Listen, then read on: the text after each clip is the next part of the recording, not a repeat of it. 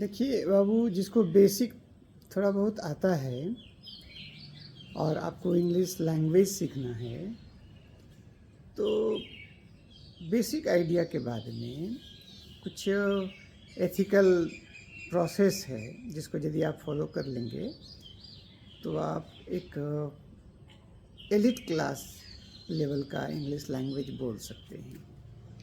तो 3 बातों पर ध्यान देना पड़ता है किसी भी लैंग्वेज में: process, personality and level of knowledge. देखिए क्या है एक्चुअली, एक स्टेप्स को समझिए। छोटा छोटा वर्ड्स को आप जोड़ते हैं तो वर्ड्स को आप स्मार्टली अरेंज कर सकते हैं, सब्जेक्ट, वर्ब और ऑब्जेक्ट। इससे आपका सेंटेंस बन जाएगा। तो सेंटेंस भी, एक सेंटेंस को अगर आप लैंग्वेज के स्टाइल में देखें तो लैंग्वेज बोलने के लिए क्या चाहिए? कुछ सवाल और कुछ जवाब। आप सवाल पूछते हैं, लोग जवाब देता है, या लोग जो है सवाल पूछता है, आप जवाब देते हैं। तो क्वेश्चन एंड आंसर। तो 10th चैप्टर में एक टेक्निक है, एक सेंटेंस को 6 भागों में यदि आप बांट देते हैं, क्लासिफिकेशन कर देते हैं, जैसे अफर्मेटिव सेंटेंस, नेगेटिव सेंटेंस, उसके बाद आता है agreement question, positive agreement question, negative, फिर 9 कंडीशनल क्वेश्चन जो 9 इंट्रोगेटिव प्रोनाउंस पर बेस्ड है, तो उस पर एक पॉजिटिव कंडीशनल क्वेश्चन जो 9 तरह का तर्क को जन्म देता है, 9 तरह का जिज्ञासा, क्यूरियोसिटी को जन्म देता है।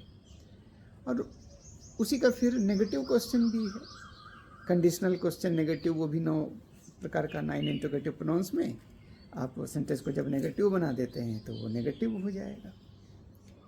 तो इस तरह से जब 6 भागों में बांटते हैं तो पूरे ब्रह्मांड में अरबों सवाल बन सकता है, लेकिन उसका कैटेगरी केवल 2 होगा।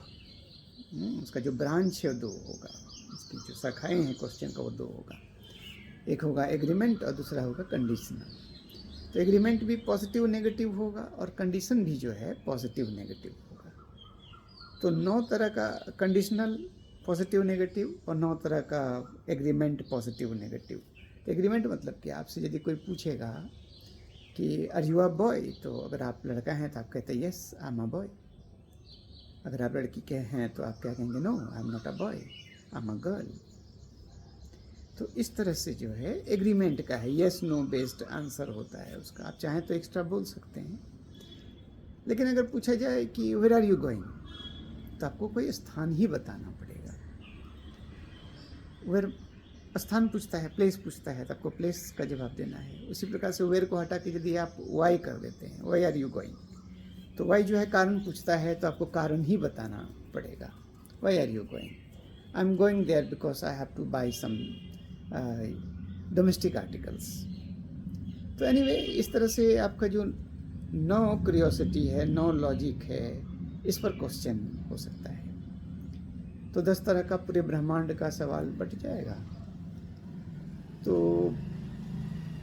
उसके थोड़ा ऊपर जाइए तो आप ध्यान रखिए कि आप जो सेंटेंस बोल रहे हैं उसका बॉडी लैंग्वेज क्या है, फेशियल एक्सप्रेशन क्या है, उसका इंटोनेशन क्या है, हैं? उसके बाद में आप अपना तर्क के हिसाब से, स्वभाव के हिसाब से, अपने पेशेंस के हिसाब से, अपने गुड जेस्चर पोस्चर के हिसाब से वो लैंग्वेज अपना एक स्टेटस बना लेता है कि आप कॉन्शसफुल लैंग्वेज बोल रहे हैं, विवेकपूर्ण बोल रहे हैं, कि अनकॉन्शसफुल बोल रहे हैं, अविवेकपूर्ण बोल रहे हैं, या बैड कॉन्शसफुल बोल रहे हैं, कुविवेकपूर्ण बोल रहे हैं। तो इससे आपका लैंग्वेज को एक स्टेटस मिलता है। जैसे अगर आप कॉन्शसफुल लैंग्वेज में हैं तो लोगों से अच्छा संबंध बनेगा, लोग आपको पसंद करेगा, नहीं वो पसंद करेगा तो कम से कम न्यूट्रल तो होगा, ओके। लेकिन यदि आप अनकॉन्शसफुल हैं तो लोग मुस्कुराएगा, इग्नोर करेगा, हो सकता है कुछ बोलेगा या नहीं बोलेगा, लेकिन निकल जाएगा। और यदि आप बैड कंसेसफुल बोलते हैं तो लोग नाराज़ होगा, आपके बारे में अच्छा थॉट नहीं रहेगा, हो सकता है झगड़ा भी हो जाए। तो बैड कंसेसफुल क्या होता है? जैसे आपने किसी को पूछा क्या आप नाश्ता कर लिए, तो बोलेगा नहीं किए तो। हाँ, तो बोलेगा तो क्या, चलो नाश्ता कराते हैं। तो बोलेगा तुम क्या नाश्ता कराएगा, हम तुम्हारे पूरे ख़ानदान को नाश्ता करा सकते हैं। तो इस तरह से जो है वो बैड कंसेसफुल हो गया। अब है कि अनकंसेसफुल लैंग्वेज क्या है। जैसे अगर आप किसी को बोल दिए कि क्या तुम नाश्ता किया, तो बोलेगा कि यार सुबह सुबह कोल्ड ड्रिंक्स पी लिए थे। तो सवाल कुछ है, जवाब कुछ और दे रहा है। लेकिन अगर आप कंसेसफुल लैंग्वेज में हैं तो आप अगर वही सवाल पूछें कि आप नाश्ता कर लिए, तो बोलेगा नहीं भाई किए तो नहीं है, लेकिन क्यों पूछ रहे हैं। तो बोलेगा कि यार नाश्ता का समय हो गया। बोला हाँ ये तो सही बात है, चलो चलो नाश्ता करते। बोले चलो चलो बांट के खाते हैं हम लोग। हाँ तुम्हारे पास क्या क्या, मेरे पास तो ये है। तो बात आगे भी बढ़ेगा, अच्छा भी लगेगा। हाँ तो लोग समझेगा कि जेंटलमैन लैंग्वेज है ये, अच्छा लगेगा। उसके बाद जो है आप भाषा बोलते समय 3 बातों का ध्यान रखें। आपका सैल्यूटेशन, जब भी किसी से बात करें राम सलाम करें, हाल चाल पूछे। किस मुद्दा पर आप बातचीत कर रहे हैं उस पर आ जाएं तो उसको डिस्कशन कहते हैं। और फिर जो है ना एक फॉर्मेलिटी है डिपार्टेशन का, जब उससे भी छोड़ें तो फिर एक फॉर्मेलिटी के तहत विदाई वगैरह ले करके आप निकलते हैं। ओके यार फिर बाद में मिलते हैं, सी यू लेटर, नाइस मीटिंग, इस तरह की बातें आप बोलते हैं।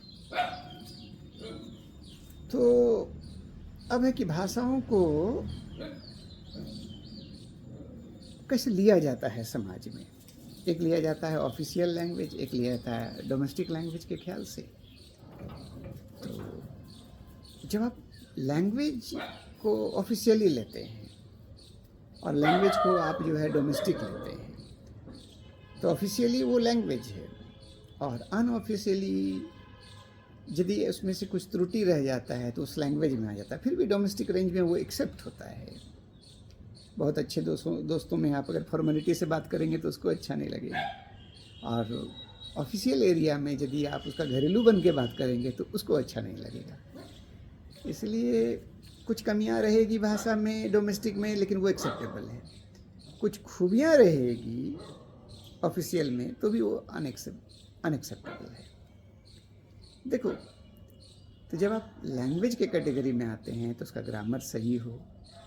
ये पढ़े लिखे लोगों के लिए, प्रोफेशनल लोगों के लिए, ऑफिशियल लोगों के लिए, सबके लिए नहीं बोला जा रहा है ना। हालांकि बिना कुछ जाने भी लैंग्वेज बोला जा सकता है, लोग बोलता ही है। कुछ पढ़ा लिखा नहीं होता है फिर भी बहुत अच्छा भाषा बोल लेता है, ठीक है। तो ऑफिशियल लैंग्वेज है, लैंग्वेज क्या है, ऑफिशियल है, फॉर्मल है, हाँ उसमें रिस्पेक्ट है, उसमें मैनर है, ये एक्सेप्ट करना पड़ता है। और ग्रामर सही होना चाहिए, प्रोनाउंसिएशन सही होना चाहिए, है ना। उसके बाद में उसमें बॉन्डेज है, आप जो तो नहीं बोल सकते हैं, रिस्पेक्ट है। लेकिन जब आप डोमेस्टिक लैंग्वेज में जब आते हैं तो ग्रामर थोड़ा बहुत मिस्टेक होगा चलेगा, आपका प्रोनाउंसिएशन थोड़ा बहुत मिस्टेक होगा चलेगा, आपका स्टाइल थोड़ा बहुत गलत होगा चलेगा, है ना। आपका मैनर थोड़ा बहुत गलत होगा चलेगा। क्यों? क्योंकि ये घरेलू है, इसमें प्रेम चाहिए, रिस्पेक्ट नहीं की ज़रूरत नहीं है, प्रेम चाहिए। रिस्पेक्ट तो एक तरह का झूठ है ना। मन में इच्छा नहीं है फिर भी नमस्ते करते हैं। अब प्रेम क्या है, इजहार नहीं भी करेंगे तो भी वो आपके चेहरे से, हाव भाव से, आपकी बॉडी लैंग्वेज से सब दिखता है ना। तो ये सब चीज़ है। ये जो चीज़ आगे जब बढ़ता है और उसमें प्रोसेस है, पर्सनालिटी है, लेवल ऑफ नॉलेज है, इन सारी बातों को यदि आप ज़रूरत के अनुसार पॉजिटिव नेगेटिव बना सकते हैं कि कहाँ क्या इम्पैक्ट हमारा पड़ेगा। क्योंकि आपका बिहेवियर, आपका पर्सनैलिटी, आपका बॉडी लैंग्वेज, आपका स्टाइल, आपका रिप्रेजेंटेटिव है। खुद का भी, आपके स्कूल कॉलेज का भी, आपके टीचरों का भी, आपके घर का भी, आपके समाज का भी, आपके देश का भी। तो कम्युनिकेशन बहुत बड़ी चीज़ है ना। बहुत बड़ी क्वालिफ़िकेशन हो के भी अगर आपका कम्युनिकेशन अच्छा नहीं है तो 15-20 साल आप अपनी शिक्षा में अचीवमेंट करने के बाद भी 15-20 मिनट में कहीं आप रिजेक्ट हो जाते हैं। तो इसीलिए भाषा पर जो है ध्यान देना चाहिए। यही है, communication is a centre of modern universal culture और प्रोफेशन और रिलेशन। घर में भी यदि आपका कम्युनिकेशन बुरा है तो लोगों से संबंध खराब हो जाता है और लोग दबे रूप में भी आपको पसंद नहीं करते हैं। Okay, that's all. Thank you very much for the language.